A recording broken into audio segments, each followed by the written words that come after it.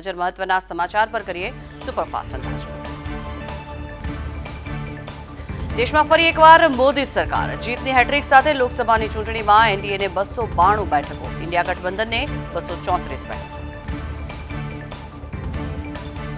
દિલ્હીમાં એનડીએની બેઠક મળશે, જેમાં જેડીયુ ટીડીપીના પ્રતિનિધિઓ હાજર રહેશે। ચૂંટણી પરિણામોમાં એનડીએ પાસે સ્પષ્ટ બહુમત મળ્યો છે, ત્યારે સરકાર બનાવવાને લઈને બેઠકમાં ચર્ચા થશે। નીતિશ કુમાર અને ચંદ્રબાબુ નાયડુ કિંગમેકરની ભૂમિકામાં છે। 291 બેઠકો પર એનડીએના ઉમેદવારોની જીત થઈ છે, જ્યારે ભાજપને 240 બેઠકો મળી। સરકાર બનાવવા માટે ભાજપને સાથી પક્ષોની જરૂરિયાત છે। મોદી સરકારની આજે કેબિનેટ બેઠક, નવી સરકાર બનતા પહેલા છેલ્લી બેઠક બાદ રાષ્ટ્રપતિ પાસે જશે મંત્રીમંડળ। રાષ્ટ્રપતિ સમક્ષ સરકારના વિસર્જનની દરખાસ્ત મુકાશે। રાષ્ટ્રપતિ દ્રૌપદી મુર્મુ આજે મોદી કેબિનેટને ફેરવેલ ડિનર આપશે। દરેક લોકસભાના કાર્યકાળના અંતે રાષ્ટ્રપતિ દ્વારા કેન્દ્રીય મંત્રીમંડળને રાત્રિ ભોજન આપવાની પરંપરા।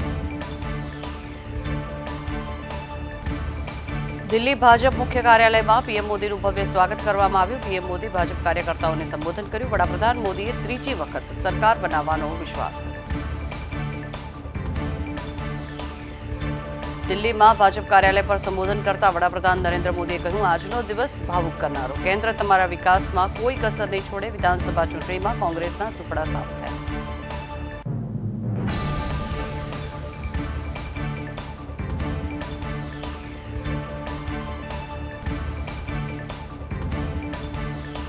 એનડીએની સતત ત્રીજી વાર સરકાર બનાવવાની નક્કી છે।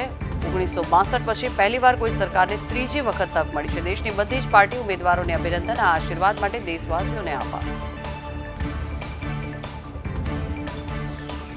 જનતાએ એનડીએ પર વિશ્વાસ રાખ્યો છે। આંધ્રપ્રદેશ સિક્કિમમાં કોંગ્રેસના સુપડા સાફ થયા। આંધ્રપ્રદેશ અને બિહારમાં એનડીએ શાનદાર પ્રદર્શન કર્યું। આજે સૌથી મોટા લોકતંત્રની થઈ જીત। ચૂંટણી પરિણામ બાદ જેપી નડ્ડાએ નિવેદન આપ્યું છે કે દેશમાં ત્રીજી વખત નરેન્દ્ર મોદી વડાપ્રધાન બનશે। પીએમ મોદીના નેતૃત્વમાં પહેલીવાર દેશમાં સતત ત્રીજી વખત ગઠબંધન સરકાર બનાવવા જઈ રહ્યું હતું।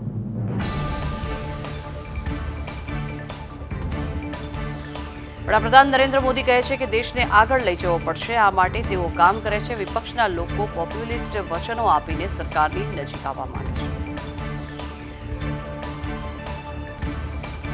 ઓડિશામાં પહેલીવાર મોદીજીના નેતૃત્વમાં ભાજપની સરકાર બની રહી છે, પરંતુ જો કેટલાક લોકો 30-40 બેઠકો જીતી જાય છે તો તેઓ હલચલ મચાવી દેશે। તેઓ ભૂલી ગયા છે કે દેશ મોદીની સાથે છે। જેપી નડ્ડાએ કહ્યું કે આ ભ્રષ્ટાચાર, ભત્રીજાવાદ અને તૃષ્ટિકરણ પર વિકાસની જીત। હું સતત ત્રીજી વખત જનતા તરફથી મળેલા જનાદેશ બદલ આભાર વ્યક્ત કરું છું। 5 જેટલા રાજ્યોમાં ભાજપે ક્લીન સ્વીપ કર્યું। મધ્યપ્રદેશ, હિમાચલ પ્રદેશ, ઉત્તરાખંડ, અરુણાચલ અને ત્રિપુરામાં ભાજપે તમામ બેઠક જીતીને ઇતિહાસ રચ્યો, તો આંદામાન નિકોબારમાં પણ ભાજપનો ભગવો લહેરાયો। પીએમ મોદીએ ચૂંટણી પરિણામો પછી પોસ્ટ કરી કે ભારતના ઇતિહાસમાં આ અભૂતપૂર્વ ક્ષણ છે। વડાપ્રધાને લખ્યું કે લોકોએ સતત ત્રીજી વખત એનડીએમાં વિશ્વાસ વ્યક્ત કર્યો છે। ભારતના ઇતિહાસમાં આ એક અભૂતપૂર્વ ક્ષણ। વડાપ્રધાન નરેન્દ્ર મોદીએ વારાણસીમાં જીતની હેટ્રિક ફટકારી। કોંગ્રેસના અજય રાયને 1.52 લાખ મતોથી હરાવ્યા। પીએમ નરેન્દ્ર મોદીને વારાણસી લોકસભા બેઠક પર આ વખતે 6,12,970 વોટ મળ્યા। દેશની સૌથી મહત્વપૂર્ણ ગણાતી અયોધ્યા એટલે કે ફૈઝાબાદ બેઠક પર ભાજપની હાર થઈ। ભાજપના લલ્લુસિંહની સમાજવાદી પાર્ટીના ઉમેદવાર અવધેશ પ્રસાદ સામે થઈ હાર।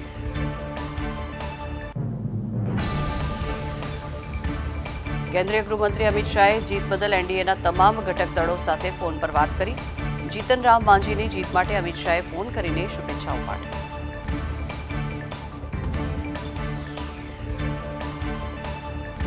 યુપીની લખનૌ બેઠક પર ભાજપના ઉમેદવાર રાજનાથસિંહની થઈ જીત। બસપાના ઉમેદવાર મોહમ્મદ સરવાર માલિકને રાજનાથસિંહે માત આપી। અમેઠી બેઠક પર સ્મૃતિ ઈરાનીની હાર થઈ છે। કોંગી ઉમેદવાર કેએલ શર્માની સામે સ્મૃતિ ઈરાનીની હાર થઈ।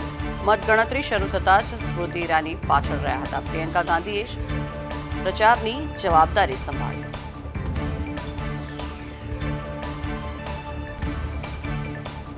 અભિનેત્રી કંગના રનૌતની હિમાચલ પ્રદેશની મંડી બેઠક પર 73,000થી વધુ મતોથી જીત થઈ છે. કંગના રનૌતને 5,03,790 વોટ, જ્યારે વિક્રમાદિત્ય સિંહને 4,30,534 વોટ મળ્યા.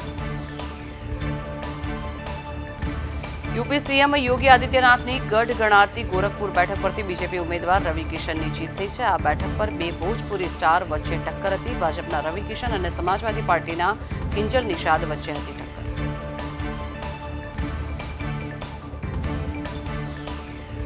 લોકસભા ચૂંટણીમાં જનતાએ પક્ષ પલટુઓને બરોબર પાઠ ભણાવ્યો. ચૂંટણી પહેલા ઓછામાં ઓછા 25 નેતાઓ અન્ય પક્ષોમાંથી ભાજપમાં જોડાયા, જેમાંથી 20 નેતાઓની હાર થઈ છે. કોંગ્રેસની ટિકિટ પર ચૂંટણી લડેલા 7 પક્ષ પલટુઓમાંથી માત્ર 2 જ જીત્યા છે. મહારાષ્ટ્રમાં શિવસેના અને એનસીપી તોડીને બનેલા બંને પક્ષોને ધોબી પછાડ મળ્યો. શિવસેના શિંદે અને એનસીપી અજીત પવારને લોકોએ મત આપ્યા નહીં.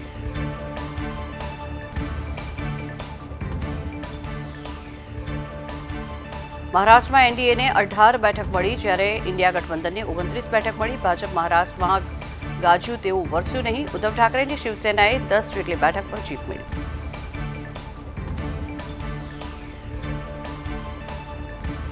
પરિણામોના વલણો આવતા જ કોંગ્રેસ અને ઇન્ડિયા ગઠબંધનમાં જીવ આવ્યો. વલણોમાં ઇન્ડિયાને વધારે બેઠક દેખાતા જ તડજોડ શરૂ થઈ. શરદ પવારે ઇન્ડિયા ગઠબંધનના જૂના સાથીદાર નીતિશ કુમાર સાથે ફોન પર વાત કરી. પત્રકાર પરિષદમાં રાહુલ ગાંધીએ કહ્યું કે અમે ઇન્ડિયા ગઠબંધનનો હિસ્સો છીએ, વિપક્ષમાં રહીશું કે સરકાર બનાવીશું, આવતીકાલે નક્કી થશે. રાહુલ ગાંધીએ કહ્યું કે આ ચૂંટણી ઇન્ડિયા ગઠબંધન અને કોંગ્રેસ પાર્ટી દ્વારા એક રાજકીય પક્ષ સામે લડવામાં આવી ન હતી. આ ચૂંટણી ભારતની સંસ્થાઓ, સમગ્ર વહીવટી માળખું, એજન્સીઓ અને સીબીઆઈ આ બધા સામે લડી. રાહુલ ગાંધીએ વધુમાં કહ્યું કે આ ચૂંટણી અમે વિવિધ સંસ્થાઓને બચાવવા માટે લડ્યા છીએ. મીડિયાની ભૂમિકા માટે પણ અમે લડતા રહ્યા. બેંક એકાઉન્ટ ફ્રીઝ કર્યા, સીએમને જેલમાં નાખ્યા. હિન્દુસ્તાનની જનતા સચ્ચાઈ સામે લડી. સાથે તેમણે કાર્યકર્તાઓનો પણ આભાર માન્યો. કોંગ્રેસ પાર્ટી બબ્બર શેર કાર્યકર્તાઓનો ધન્યવાદ માને છે. ઇન્ડિયા ગઠબંધનના પરફોર્મન્સ પાછળ સંવિધાન જ હતું. અમને દેશની જનતા પર ગર્વ છે. દેશને બચાવવા માટે હિન્દુસ્તાનના ગરીબે પ્રયાસ કર્યા. ગરીબ, આદિવાસી, દલિત લોકો હિન્દુસ્તાનને બચાવવા માટે લડ્યા છે. અમે જે પણ વાયદા આપ્યા છે પૂર્ણ કરીશું. જાતિ જનગણના, મહાલક્ષ્મી યોજના અમે પૂર્ણ કરીશું. લોકસભાની ચૂંટણીમાં રાયબરેલી બેઠકથી રાહુલ ગાંધીની ભવ્ય જીત બાદ પ્રિયંકા ગાંધીનું નિવેદન આપ્યું. તેમણે કહ્યું કે ઉત્તર પ્રદેશની જનતાએ વિવેક દર્શાવ્યો છે, તેથી મને ઉત્તર પ્રદેશની જનતા પર સૌથી વધારે ગર્વ છે.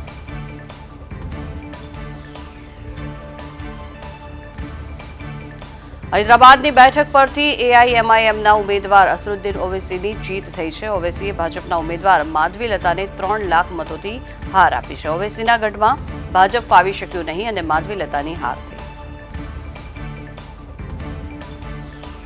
રાહુલ ગાંધીની રાયબરેલી અને વાયનાડ બંને બેઠક પર જીત થઈ. રાયબરેલીમાં ભાજપના ઉમેદવાર દિનેશ પ્રતાપસિંહને હરાવ્યા, જ્યારે વાયનાડ બેઠક પરથી પણ રાહુલ ગાંધીની જીત થઈ છે.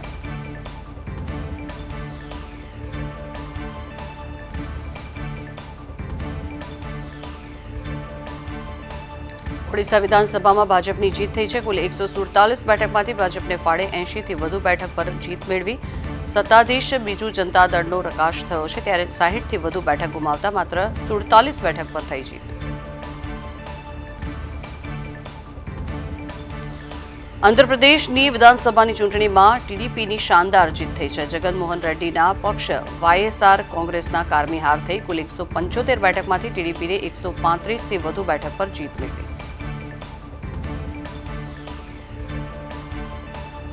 ગુજરાતમાં ભાજપનો વોટ શેરમાં ઘટાડો થયો છે. ગુજરાતમાં ભાજપનો 61.86% મત મળ્યા. ગુજરાતમાં ભાજપને 1,78,39,911 મત મળ્યા. કોંગ્રેસના વોટ શેરમાં પણ ઘટાડો નોંધાયો. કોંગ્રેસને 31.24% મત મળ્યા. કોંગ્રેસને કુલ 90,08,278 મત મળ્યા.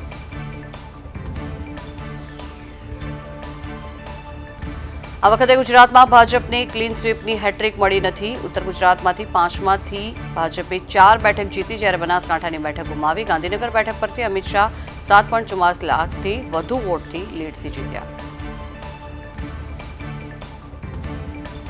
બનાસકાંઠા બેઠક પર વડાપ્રધાન નરેન્દ્ર મોદી જેમને નાની બહેન માને છે એવા શોભનાબેન બારૈયાનો વિજય થયો. સૌથી વધુ લીડ ગાંધીનગર બેઠક પર અમિત શાહને મળી છે, જ્યારે સૌથી ઓછી લીડ ટક્કરની બેઠક કહેવાતી બનાસકાંઠા બેઠક પર ગેનીબેનને મળી છે. સૌરાષ્ટ્ર કચ્છની 8 બેઠક પર ભાજપની હેટ્રિક. સૌરાષ્ટ્ર કચ્છની 8 બેઠક પર ભાજપે વિજયની હેટ્રિક ફટકારી. 8 બેઠક પર 91 ઉમેદવાર મેદાનમાં હતા, જેમાં 5 મહિલાઓનો પણ સમાવેશ થાય છે. 5 મહિલામાં 2 મહિલાનો જંગી લીડ સાથે વિજય થયો. દેશમાં ચૂંટણી પહેલા જ ભાજપે જીતનું ખાતું દક્ષિણ ગુજરાતના સુરતથી ખોલ્યું. સુરત બેઠક બિનહરીફ થયા બાદ દક્ષિણ ગુજરાતની નવસારી, વલસાડ, બારડોલી અને ભરૂચ બેઠક પર યોજાયેલી ચૂંટણીમાં ભાજપ તમામ બેઠકો જાળવવામાં સફળ રહ્યું. નવસારી બેઠક પર પાટીલે પોતાની જ લીડનો રેકોર્ડ તોડીને જીત મેળવી, તો ભરૂચ બેઠક પર મનસુખ વસાવા સતત 7મી વાર જીત મેળવવામાં સફળ રહ્યા.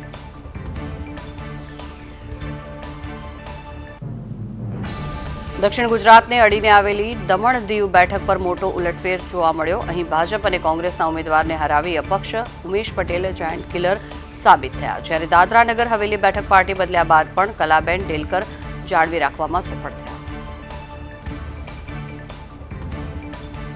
ભાજપની ક્લીન સ્વીપ પર એક મહિલા ભારે પડી. કોંગ્રેસમાંથી બનારસીબેન ગેનીબેનની જીત થઈ.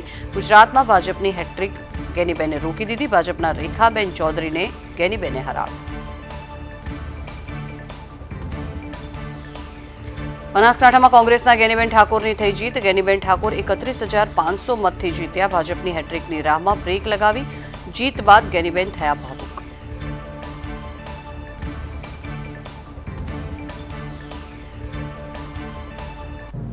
મીડિયા સાથેની વાતચીતમાં ગેનીબેને બનાસકાંઠાની પ્રજાનો પ્રેમપૂર્વક આભાર માન્યો. કહ્યું, બનાસકાંઠાના લોકોએ મારું મામેરું ભર્યું છે. ગેનીબેનની જીતથી ગુજરાત કોંગ્રેસમાં પ્રાણ ફૂંકાયો.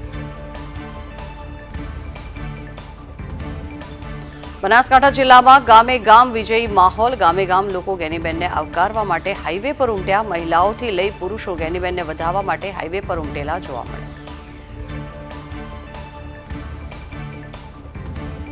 બનાસકાંઠાના ઉમેદવાર ગેનીબેન ઠાકોરની 23,839 મતોથી જીત થઈ છે. ગેનીબેનની જીતમાં મોટો ફાળો નોટા અને બસપાના ઉમેદવારોનો રહ્યો. નોટામાં 20,863 મત પડ્યા, જ્યારે બસપાના ઉમેદવારને 9,408 મત મળ્યા. તો ગુજરાતમાં બેઠક દીઠ નોટામાં 10,000થી લઈને 34,000થી વધુ મતો પડ્યા. સૌથી વધુ દાહોદ બેઠક પર 34,311 જેટલા મતો નોટામાં પડ્યા, તો બારડોલીમાં 24,000થી વધુ, જ્યારે ભરૂચમાં 23,000થી વધુ મત પડ્યા. બનાસકાંઠામાં જીત્યા બાદ ગેનીબેન ઠાકોરે પાતાળેશ્વર મહાદેવ પહોંચ્યા હતા અને ગેનીબેને પાલનપુરના પાતાળેશ્વર મહાદેવના દર્શન કર્યા. મતગણતરી પહેલા પણ ગેનીબેને મહાદેવ દાદાના દર્શન કર્યા હતા.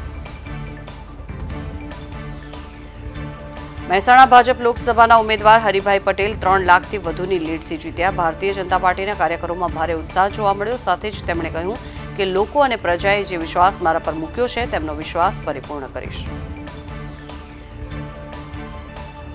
સુરેન્દ્રનગરમાં ભાજપના ચંદુ શિહોરાની થઈ જીત. ચંદુ શિહોરાએ કહ્યું કે આ જીત કાર્યકરોની જીત છે.